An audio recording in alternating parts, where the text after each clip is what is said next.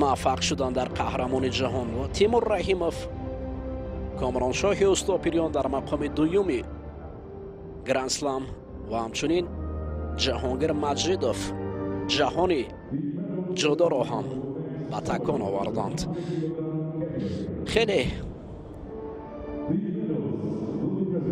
خوش است وقتی که نماینده یک کشور ما در پایه افتخاری است. برای ما هم شرح دادن این نبردها خیلی جالب است. ما هم افتخار میکنیم که پهلوانان ما در مقیاس جهان نامبردار میشن، ما را میشناسند جهانیان، ما را جویا میشن، کشور ما را در خریطه جهان جویا میشن، به خاطر همین پهلوانانی که جوان مردان اصیل هستند که زحمت میکشند، عرق جبین میریزند، در مقیاس جهان تاجیکستان میگویند. این افتخار است. هر کجای هستیم، در کدام جای هستیم، تاجیک هستیم، تاجیکستانی هستیم.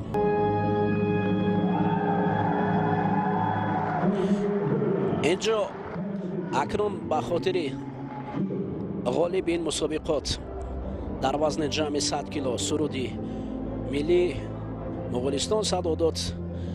تیمور رحیموف پهلوان قد بلند قوی جثه تاجیکم برای رقیبان ایستاد.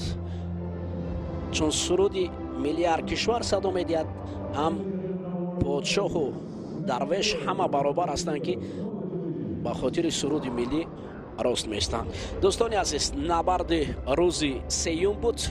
با 2 نشان برنجی و 1 نشان نقره ما گرند اسلم را جنببست کردیم.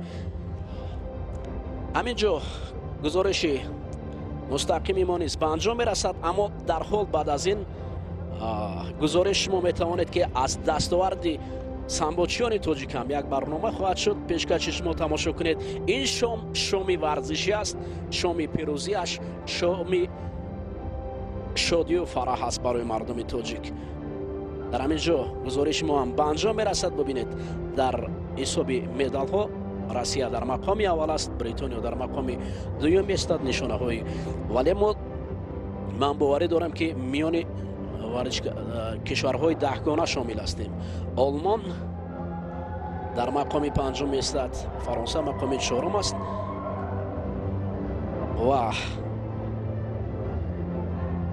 ما در مقام 12 بود هستیم. در 10 گانه 1 قدم دیگر بود. اما این شام اگر روز سیوم بود که ما رو، من باوری دارم روز سیوم از همه کشورها بالا ایستادیم.